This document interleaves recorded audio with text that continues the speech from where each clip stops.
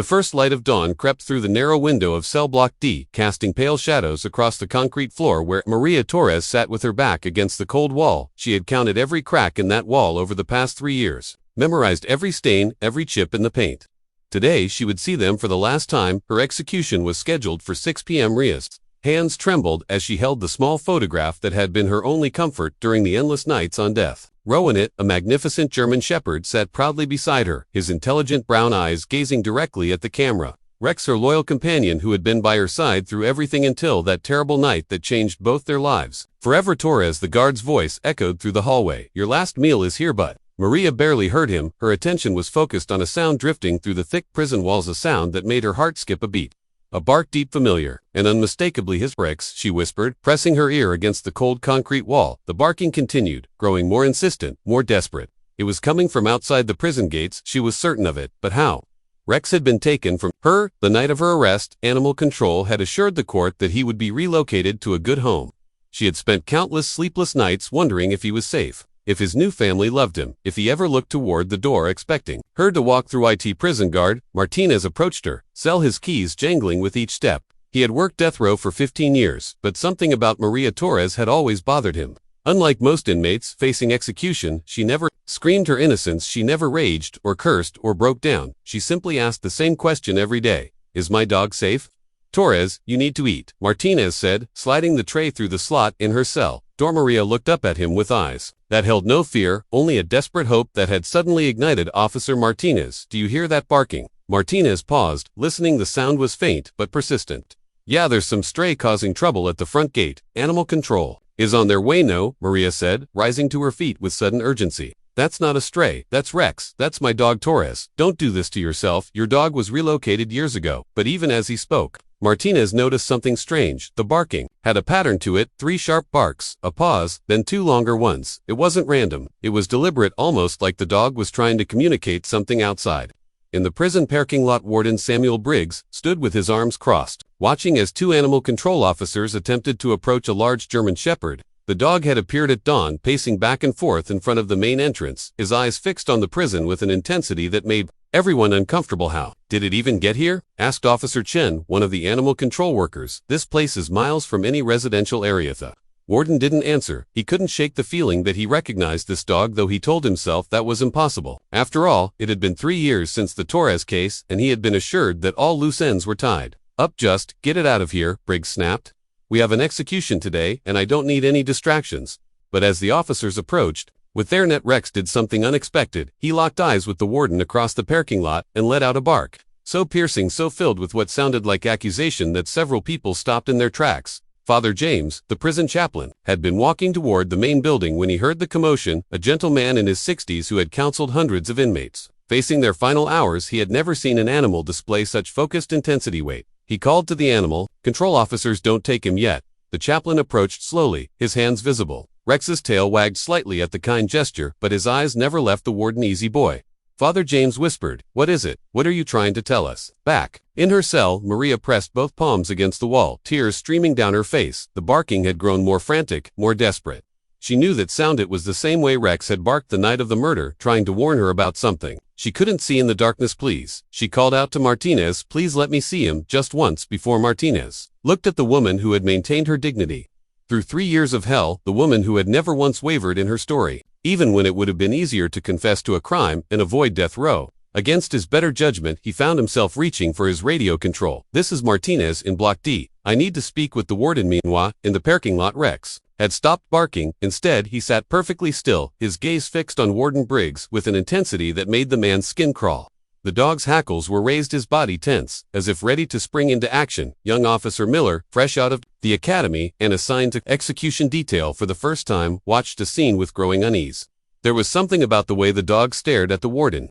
Something almost human in its intelligence and determination, Sir Miller said. Hesitantly, maybe we should. What, Miller? Briggs cut him off harshly. It's a dog, a stray that wandered onto prison property. End of story. But even as he spoke, the warden's hand unconsciously moved to his coat pocket where he kept certain items that no one else knew about, items that could never see the light of day. Rex's ears perked up at the movement, and for a moment, his lips pulled back to reveal sharp white teeth, not in aggression, but in recognition. The dog remembered that gesture. remembered what it meant in her cell. Maria closed her eyes and let the memories wash over her. Rex had been more than a pet. He had been her partner, her protector, her early warning system during her years working as a social worker in dangerous neighborhoods. He had saved her life more than once, and she had trusted his instincts completely until the night she should have listened to him most. The night Thomas Hartwell was murdered in his own home, and Maria Torres became the prime suspect in a case that would shatter her world forever. The night Rex had tried to warn her about a shadow in the darkness, a presence that meant danger. The night she had been too focused on her client's safety to pay attention to her dog's increasingly frantic warnings. Now, 3 years later, Rex had somehow found his way back to her, and, judging by his behavior, he still had something important to say. As the sun climbed higher in the sky, marking the hours until Maria's scheduled execution, one thing became clear to everyone watching: this was no ordinary stray dog. This was an animal on a mission, and he would not be moved until that mission was complete. The question was, what did Rex know that no one else did, and would anyone listen to him? Before it was too late, the morning sun beat down on the prison asphalt as Rex maintained his vigil. For 3 hours he had refused to budge from his position directly in front of the main entrance despite the increasingly aggressive attempts to remove him to animal control. Officers, 3 prison guards, and even a canine unit from the local police department had tried to coax, corner, or capture him. Rex evaded them all with the precision of a military-trained dog, always staying just out of reach, while never taking his eyes off his true target, Warden Briggs. Warden Briggs. "This is ridiculous," Briggs muttered, pacing behind the safety of the reinforced glass entrance doors. "Call animal control again. Tell them to bring tranquilizers." Officer Miller watched through the window as Rex sat perfectly still, his posture regal. "Despite the chaos around him, sir, maybe we should consider, what if this dog really does belong to the Torres woman?" Briggs spun around, his face flushed with anger. "It doesn't matter who it belongs to, Miller. We have protocols, we have security concerns, and we have an execution to carry out in 8 hours. But Father James, who had spent the morning observing the standoff, was beginning to piece together something that made his blood run cold. As the prison chaplain, he had access to inmate files including Maria Torres's complete case history, and he remembered now what he had forgotten: the police report mentioning a German Shepherd at the crime scene, a German Shepherd that had been listed as missing after Maria's arrest. Warden Father James approached carefully. "I think we need to discuss something." In private, Briggs looked at the chaplain with barely concealed irritation. "Whatever it is, Father, it can wait. I have more pressing matters too." His words were cut off by a sound that made everyone freeze. Rex had stood up and was walking slowly toward the entrance doors. Not running, not aggressive, just walking with the steady determination of an animal who knew exactly where he needed to go. As he reached the glass, Rex sat down again and placed one paw against the transparent barrier. Then he looked directly at Warden Briggs and tilted his head in a gesture so human, so intelligent, that several people gasped. "Jesus Christ," whispered Officer Chen from Animal Control. "It's like he's trying to communicate inside the building." Maria Torres was being prepared for her final visits. The regulation haircut, the standard issue clothing for death row inmates facing execution. But her attention was focused entirely on the sounds filtering through the walls, the voices, the commotion, and underneath it all, Rex's occasional soft whine. She knew that sound. It was the same whine he made when he was trying to tell her something important, something she needed to understand. Their years together, Maria had learned to read Rex's body language like a book. He was trying to solve a puzzle, following a scent or a memory that was crucial. "Martinez," she called as the guard passed her cell. "Is my dog still out there?" Martinez paused, looking uncomfortable. He had been getting updates from the yard all morning, and the situation was becoming increasingly strange. "Yeah, he's still there. Won't leave. They're talking about tranquilizing him." "No." Maria's voice was sharp with panic. "Please, don't let them hurt him. Rex is trying to tell you something. He's a trained working dog. He doesn't behave like this without reason." "Torres, look, I feel for you, I really do, but there's nothing I can do about." "There is," Maria interrupted. "Let me see him. Let me talk to him 5 minutes. That's all I'm asking." Martinez shook his head.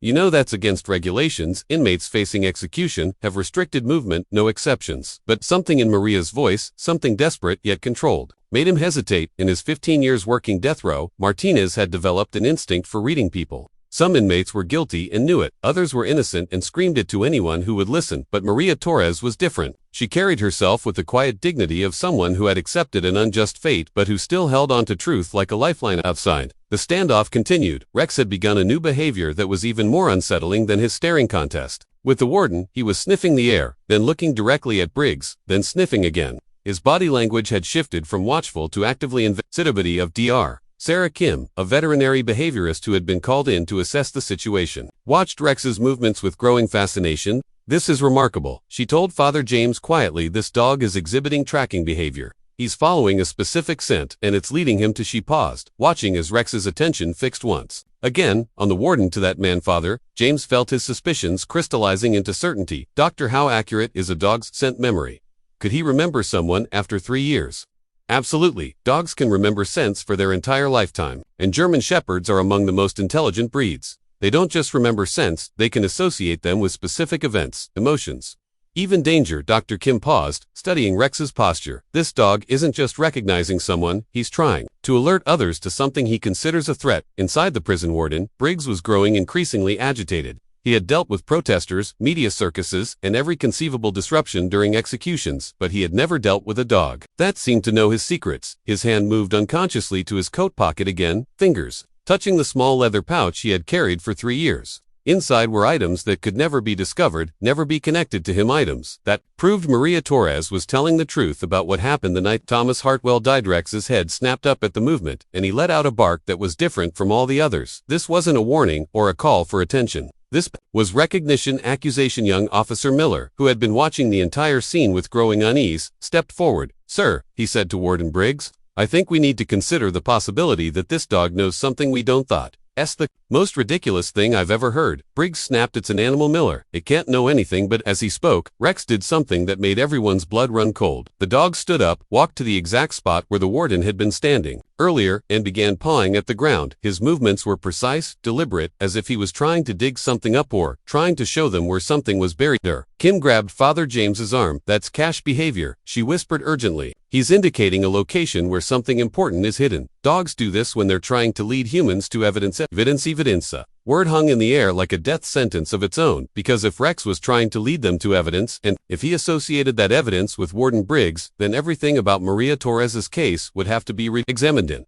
There were only 6 hours left until her execution. Father James pulled out his cell phone with shaking hands. I need to make a call, he told Dr. Kim. We need to stop this execution until we can figure out what this dog is trying to tell us. But across the courtyard, Warden Briggs had already pulled out his own phone. His call wasn't to stop anything, it was to make sure that certain evidence would disappear forever before anyone could start asking the wrong questions. Rex, as if sensing the urgency of the moment, threw back his head and let out a howl that echoed off the prison walls. It was a sound of grief, of desperation, of a loyal heart trying to save someone he loved. Time was running out, and only the dog knew the whole truth. The sound of Rex's howl pierced through the prison walls and found Maria in her cell, triggering a flood of memories she had tried desperately to bury. She closed her eyes and was transported back to that terrible night 3 years ago, the night that destroyed her life and sent an innocent woman to death. October 15th, 3 years earlier. Maria Torres pulled into the driveway of Thomas Hartwell's modest suburban home, her social work case files scattered across the passenger seat of her Honda Civic. It was nearly 10 p.m., far later than she normally made house calls, but Thomas had sounded desperate on the phone. His disability payments had been cut off due to a bureaucratic error, and he was facing eviction in the morning. X sat alertly in the back seat, his ears perked forward. He had accompanied Maria on difficult house calls before. His presence often calmed agitated clients and provided her with an early warning system in dangerous neighborhoods. But tonight, something was different. His hackles were raised, and he was making a low whining sound that Maria had learned to pay attention to. What is it, boy? She asked, turning to look at him. What's wrong? Rex's brown eyes were fixed on the shadows surrounding the house, his body tense with the coiled energy of a predator sensing danger. He had never liked Thomas Hartwell, had always growled when the man approached closely. During previous visits, Maria had attributed it to Rex's protective instincts, but now she wondered if her dog had sensed something she had missed. She gathered her files and stepped out of the car. Rex whined again, more insistently. When she opened the back door to let him out, he immediately began pacing his nose, working the air, tracking a scent that was making him increasingly agitated. Rex, heel, Maria commanded, but the dog ignored her, something he had never done before. Instead, he trotted toward the shadows at the side of the house, his body language screaming alarm. That's when Maria heard the voices, two men speaking in hushed, urgent tones. Somewhere in the darkness beyond the porch light's reach, she couldn't make out the words, but there was something in their tone, something cold and calculating that made her skin crawl. Rex was barking now, sharp warning barks that seemed to be directed at someone specific, someone he recognized. And he recognized. Who's there? Maria called out, her social worker training kicking in despite her fear. Thomas, are you okay? The voices stopped abruptly. Then she heard footsteps, fast and heavy, moving away from the house through the backyard. Rex lunged after them, his leash snapping taut in Maria's hand as he tried to pursue the retreating figures. Stop. Police, a voice shouted from the darkness. Maria's blood froze. Police. But she hadn't called the police, and why were they hiding in the shadows instead of announcing themselves properly? That's when she noticed the front door was slightly ajar. Artemis, She called again, approaching the porch with Rex pulling frantically at his leash. "Thomas, are you in there?" She pushed the door open and stepped inside, Rex immediately bolting past her toward the living room. His barking became frantic, desperate, and Maria followed the sound until she found herself standing in Thomas Hartwell's living room, staring down at his lifeless body. "Blood, so much blood!" Scream cut through the night air just as the first police cruiser pulled into the driveway, its red and blue lights painting the suburban street in emergency colors. Later she would realize how convenient the timing was, how perfectly orchestrated it all seemed, but in that moment, all she could focus on was Rex. Her loyal companion was standing over Thomas's body, not sniffing or investigating like a normal dog would, but staring toward the back door with his hackles raised. His body language was clear. The killer had escaped that way, and Rex had gotten his scent freeze. Hands where we can see them. Maria spun around to find 3 officers pointing guns at her, their faces grim in the harsh glare of their flashlights. Leading them was a tall man with graying hair and cold blue eyes that seemed to look right through Harry. "Didn't do this," Maria said, her voice shaking. "I just got here. There were other people Rex can tell you. He was tracking them, ma'am. Step away from the body." The lead officer commanded, his name tag read Briggs. "Keep your hands visible as." They handcuffed Maria and read her rights. Rex continued to bark and pace, his attention fixed on Officer Briggs with an intensity that made the man visibly uncomfortable. Every time Briggs moved, Rex tracked him, his intelligent brown eyes never wavering. "The dog is agitated," one of the other officers observed. "Maybe we should call animal control. Already on their way." Briggs replied quickly, too quickly Maria would later realize, as if he had been expecting this moment. The last thing Maria saw before they put her in the police car was Rex being dragged away by animal control officers. His desperate barks echoing through the night as he tried to reach the man who had just arrested his human present day. Back in her cell, Maria opened her eyes as the memories faded. For 3 years she had replayed that night over and over, trying to understand what had really happened. The prosecution had painted her as a desperate social worker who had snapped under pressure, killing a client who had threatened to file a complaint against her. They had motive, they had opportunity, and they had her at the scene of the crime. What they didn't have was the truth and the one witness who could have told them the truth. Rex had been silenced, separated from her, before he could reveal what he had seen and smelled that night. But now he was back, and judging by the commotion outside, he was trying to finish what he had started. 3 years ago, the sound of approaching footsteps interrupted her thoughts. Officer Martinez appeared at her cell door, his expression troubled. "Torres," he said quietly, "I need to ask you something, and I need you to be straight with me. That dog out there, what exactly did he see the night of the murder?" Maria looked up at him with eyes that held 3 years of suppressed hope. "He saw the real killer, Officer Martinez, and judging by his behavior today, I think he's seeing him again outside." Father James was having the same realization. He had pulled Maria's complete case file and was reading through the police reports with growing horror. The investigation had been remarkably quick, remarkably clean, and it had been supervised by then-Detective Samuel Briggs, who had been promoted to warden of this very prison. Shortly after Maria's conviction, Dr. Kim, Father James, called to the veterinary behaviorist. "You said the dog is exhibiting tracking behavior toward Warden Briggs. How certain are you of that assessment?" Dr. Kim watched as Rex continued to focus on the warden with laser-like intensity. "I'm certain this dog has identified Warden Briggs as the source of a scent he associates with danger, possibly violence. Dogs don't lie, Father. They can't, but humans could." And as Father James looked at the timeline of events, the quick investigation, the convenient evidence, the rapid promotion of the investigating officer, he began to see the outlines of a conspiracy that had condemned an innocent woman to death. Rex let out another bark, sharp and accusatory, and Warden Briggs flinched as if the sound had physically struck him, because the dog remembered. After 3 years, Rex still remembered the scent of the man who had killed Thomas Hartwell and framed Maria Torres for the crime. And with only 4 hours left until Maria's execution, Rex was running out of time to make someone listen. Detention in the prison courtyard had reached a breaking point. Rex's behavior was becoming increasingly erratic, but it wasn't random. It was focused, purposeful, and completely centered on Warden Briggs. Dr. Kim had been documenting the dog's actions for the past hour, and what she was seeing defied every expectation of normal canine behavior. "This is unprecedented," she whispered to Father James. "I've never seen a dog maintain this level of focused attention for so long. He's not just recognizing the warden, he's trying to communicate something specific about him." James clutched Maria's case file to his chest, his hands trembling as the pieces of the puzzle began falling into place. The more he read, the more convinced he became that they were witnessing something extraordinary, a dog trying to solve a murder that had been covered up for 3 years. Officer Miller, who had been watching the standoff with growing unease, finally stepped forward. His youth and inexperience in the prison system meant he hadn't learned to ignore his instincts in favor of bureaucracy. "Sir," he said to Warden Briggs, "I think we need to consider that this animal might be trying to tell us something important." Briggs rounded on him with fury. "Miller, if you don't stop this ridiculous." He was cut off by Rex's most dramatic action, yet the German Shepherd suddenly bolted forward, moving faster than anyone had expected before the animal control officers could react. Rex had reached Warden Briggs and was pawing at the man's coat with determined precision. "Get him off me," Briggs shouted, trying to push the dog away, but Rex was persistent, his claws catching in the fabric of the warden's coat and pulling with the strength of an animal desperate to prove a point. In the struggle, something small and leather fell from Briggs's inner pocket and hit the asphalt with a soft thud. Everyone froze. Rex immediately stopped his assault on the warden and sat down beside the fallen object, his tail wagging for the first time all day. His message was clear. This was what he had been trying to show them. Father James bent down and carefully picked up the small leather pouch. It was old, worn, smoothed by years of handling, and secured with a simple drawstring. Inside, his fingers found two items that made his breath catch. In his throat, the first was a keychain, a small silver charm in the shape of a social worker's badge. Maria Torres's keychain, which had been reported missing from the crime scene but never found. The second item made Father James's hand shake so violently he almost dropped it. A white handkerchief stained dark brown with what could only be dried blood. What is that?" Officer Miller asked, his voice barely a whisper, but Warden Briggs had gone deathly pale, his eyes fixed on the items in Father James's hands with the look of a man watching his world collapse. Rex, meanwhile, was sitting perfectly still, his intelligent brown eyes moving from the evidence to the warden and back again. He had done what he came to do. He had revealed the truth that had been hidden for 3 years.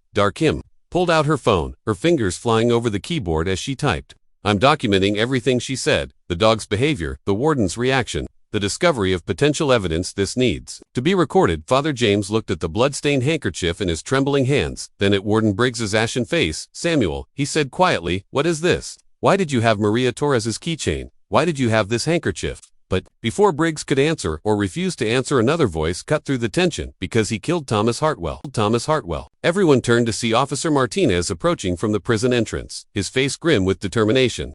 Behind him walked an elderly man in a rumpled suit, his eyes sharp with the intensity of someone who had been waiting years for this moment. "Martinez," Briggs said, his voice strained. "What are you doing?" "Get back to your post." "No, sir," Martinez replied calmly. "I can't do that. Not anymore." He turned to address Father James and Dr. Kim. "This is Detective Ray Morrison, retired." He was the original investigator assigned to the Hartwell murder case. Detective Morrison stepped forward, his weathered face creased with years of regret. "I was pulled off the case after 1 day," he said, his voice carrying the weight of old guilt. "Told it was being reassigned to someone with more experience. That someone was Detective Samuel Briggs." Briggs was backing away now, his eyes darting between the dog, the evidence, and the growing circle of people surrounding him. "This is insane. You're all listening to a dog, and Anima can't testify in court." "No," Detective Morrison agreed, "but this can." He pulled out a thick manila folder. "I never stopped investigating Thomas Hartwell's murder. I knew something was wrong with how quickly the case was closed, how convenient all the evidence was. I kept digging on my own time, even after I retired." Rex, as if sensing that his job was nearly complete, padded over to Maria's prison block and let out a long, mournful howl. It was a sound of vindication, of loyalty rewarded of justice. Finally, within reach inside her cell, Maria heard that howl and felt tears streaming down her face. She knew that sound. It was the same howl Rex had given when he had successfully tracked a lost child during their search and rescue work. It was his victory cry. "Torres," Officer Martinez called through the intercom system, "your dog just broke your case wide open. We're stopping the execution." Father James was reading through Detective Morrison's files, his face growing more horrified with each page. Financial records showing unusual payments to Briggs around the time of the murder. Witness statements that had never been included in the official report, evidence of a gambling debt that Thomas Hartwell had threatened to expose. "Thomas Hartwell knew about your debts," Father James said, looking directly at Briggs. "He was going to report you to internal affairs, so you killed him and framed Maria Torres, a convenient scapegoat who happened to be in the wrong place at the wrong time." Rex barked, once sharp and clear, as if confirming the accusation. Warden Briggs looked around at the circle of faces surrounding him. The chaplain, the detective, the officers, the veterinarian, and most damning of all, the dog whose loyalty and intelligence had finally exposed the truth. "Prove it," he said desperately. "You can't prove any of this.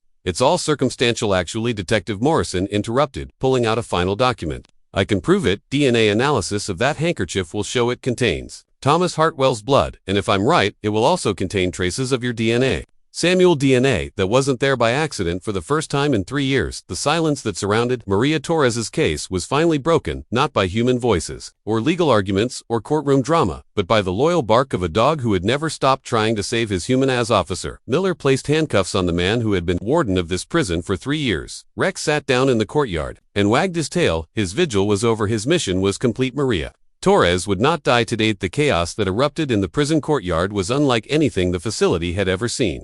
News vans began arriving within minutes of Detective Morrison's revelations, their satellite dishes reaching toward the sky like mechanical flowers seeking sunlight. Rex, the German Shepherd, who had single-handedly unraveled a 3-year-old conspiracy, sat calmly in the center of it all, his tail wagging, as if he understood that he had accomplished something extraordinary inside the prison. Maria Torres was being moved from death row to a holding cell while emergency legal proceedings began.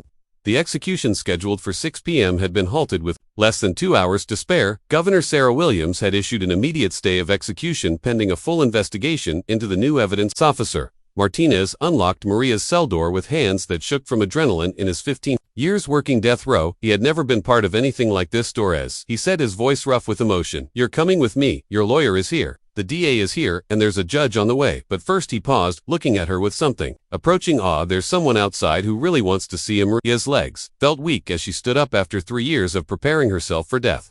The sudden possibility of life was almost too overwhelming to process, but as they walked through the corridors of the prison past cells filled with inmates who had heard the news and were cheering, one thought filled her mind completely. Rex. The moment she stepped into the courtyard, she saw him 3 years older, his muzzle touched with gray, but his eyes still bright with intelligence and unmistakable love. Rex spotted her at the same instant and let out a bark of pure joy that echoed off the prison walls. Rex, Maria cried, dropping to her knees as her loyal companion raced across the asphalt toward her. Their reunion was everything she had dreamed of during countless sleepless nights on death row. Rex knocked her backward with the force of his enthusiasm, covering her face with kisses while his entire body wiggled with happiness. Maria buried her face in his fur, breathing in his familiar scent, feeling his warmth, marveling at the fact that he had somehow found his way back to her when she needed him most. How? She whispered, looking up at Detective Morrison through her tears. How did he know to come here today? Morrison knelt beside them, his own eyes moist as he watched the reunion. Dogs have instincts we'll never fully understand. Somehow, he knew this was the day everything would come together. He's been living with a family about 50 miles from here, good people who took excellent care of him, but yesterday morning, he disappeared. They called it in to the local shelters, had no idea where he could have gone. Father James joined the group, Maria's case file still clutched in his hands. Maria, I need you too. Norex never gave up on you, even after 3 years. He remembered exactly who killed Thomas Hartwell. His behavior today wasn't random, it was purposeful, intelligent, and ultimately successful. Dr. Kim was documenting everything with her camera, capturing the emotional reunion for what she knew would become a landmark case in animal behavior studies. Maria, she said gently, your dog just proved that canine intelligence and loyalty are far more sophisticated than most people realize. He didn't just remember a scent, he remembered a crime, understood injustice, and took action to correct it across the courtyard. Former Warden Samuel Briggs was being loaded into a police car, his hands cuffed behind his back. As the car pulled away, Rex looked up from his reunion with Maria and watched it go. His tail stopped wagging for just a moment, his expression serious as if he was making sure his enemy was truly gone. Then he turned back to Maria and resumed, covering her face with kisses. The legal proceedings that followed moved with unprecedented speed. The bloodstained handkerchief found in Briggs's possession tested positive for Thomas Hartwell's DNA, as well as trace amounts of Briggs' own blood, evidence of a struggle that had never been reported in the official investigation. Maria's keychain, which had disappeared from the crime scene, provided additional proof that Briggs had been present during the murder. Detective Morrison's 3 years of independent investigation had uncovered financial records showing that Thomas Hartwell had discovered Briggs's gambling debts to some very dangerous people. Hartwell had been preparing to report the corruption. When he was murdered, Briggs had killed him to protect his career and his life, then manipulated the investigation to frame Maria Torres, a perfect scapegoat, who happened to arrive at exactly the wrong moment. The most damning evidence, District Attorney Patricia Chen explained to the gathered media, is that Detective Briggs kept trophies from his crime. The keychain and handkerchief weren't just evidence, they were souvenirs. He carried them for 3 years, probably thinking he was untouchable. He hadn't counted on Rex. Judge William Harrison, who had been called in for the emergency hearing, looked down at the assembled evidence with a mixture of anger and amazement. In 30 years on the bench, he said, I have never seen a case quite like this. Miss Torres, on behalf of the state, I offer you our deepest apologies for this miscarriage of justice. Maria stood before the judge with Rex at her side, still finding it hard to believe that this moment was real. Your Honor, I don't need apologies. I just want to go home with my dog. The courtroom erupted in applause, an unusual breach of protocol that Judge Harrison chose to allow. Even the bailiffs were wiping their eyes as they watched Maria kneel down to hug Rex once more outside the courthouse. A crowd of hundreds had gathered. News of the case had spread across social media, with hashtags like #Rex, the hero, and #Justice for Maria, trending worldwide. People had driven from across the state to witness this unprecedented moment the first time. in recorded history that a dog had essentially solved a murder case and prevented an execution. As Maria and Rex walked down the courthouse steps together, the crowd erupted in cheers. Cameras flashed, reporters shouted questions, but Maria only had eyes for her faithful companion. Rex, for his part, seemed to understand the significance of the moment. He walked with his head held high, his tail wagging proudly, accepting the adulation as his duty. Kim approached them at the bottom of the steps. "Maria, I hope you'll consider letting me continue studying. Rex's behavior, what he accomplished today, could revolutionize our understanding of canine intelligence and memory." Maria smiled, the first genuine smile she had worn in 3 years. "Doctor, after what Rex has been through, I think he's earned the right to just be a normal dog for a while. No more investigations, no more cases, just long walks, good food, and all the belly rubs he wants." Rex barked once as if in agreement, then did something that made everyone laugh. He rolled over onto his back right there on the courthouse steps, presenting his belly for the promised rubs. Father James, who had been watching the scene with tears in his eyes, approached Maria with something in his hands. "Maria, I wanted to give you this." It was a small wooden cross carved by one of the inmates. "The men on death row made this for you. They wanted you to know that your dignity and grace during these past 3 years inspired them all." Maria accepted the cross with reverence, understanding the profound meaning behind the gesture. Men facing their own mortality had found hope in her example, and now her freedom had given them something precious to believe in. As the sun began to set, the same sun that would have witnessed Maria's execution just hours earlier, she and Rex made their way to Detective Morrison's car. The retired detective had offered to drive them to the animal sanctuary, where Rex had been living, so Maria could thank the family who had cared for him. "Detective Morrison," Maria said, as they drove through the countryside, "how can I ever thank you? You never gave up on finding the truth." Morrison glanced at her in the rearview mirror, Rex's head resting contentedly in her lap. "Maria, the first became a cop to protect innocent people for 3 years. I failed you completely, but that dog of yours," he shook his head in amazement, "that dog never stopped believing in justice. He's the real hero." Here Rex opened one eye at the sound of his name, gave a contented sigh, and went back to sleep. He was home where he belonged, and his long vigil was finally over. The sanctuary, where Rex had been living, turned out to be run by an elderly couple, Tom and Ellen Michaels, who had devoted their retirement to caring for abandoned and rescued animals. When they saw Maria and Rex together, both of them began crying. "We always knew he was waiting for someone," Ellen said, wiping her eyes. "Every morning he would sit by the gate and watch the road. We thought he was just a restless dog, but now we understand he was waiting for the right moment to go save you." Tom nodded, his weathered hands gentle as he petted Rex one last time. "He's a special dog, Maria. Take good care of him." "I will," Maria promised. "He's already taken such good care of me." They drove away from the sanctuary toward Maria's new life, a small apartment that victims' rights advocates had helped her secure. She reflected on the extraordinary series of events that had brought her to this moment: an innocent woman condemned to die, a corrupt official who thought he had committed the perfect crime, and a loyal dog whose love transcended time and distance. Rex stirred in her lap and looked up at her with those intelligent brown eyes that had seen so much, endured so much, and ultimately triumphed over injustice itself. "Thank you," Maria whispered to him. "Thank you for never giving up on me." Rex's tail thumped once against the car seat, and then he settled back into sleep. Tomorrow would bring new adventures, walks in the park, games of fetch, quiet evenings together. All the simple pleasures that had been stolen from them 3 years ago were now theirs again. As the car carried them toward their new beginning, Maria Torres and Rex had no way of knowing that their story would inspire legislation protecting the rights of the wrongfully convicted, fund research into canine intelligence, and become the subject of books, documentaries, and films for generations to come. All they knew was that they were together again, and that love, whether between human and human, or human and dog, truly could conquer all. The bark that had saved a life had also restored faith in justice itself, and in the end, that was worth more than all the evidence in the world.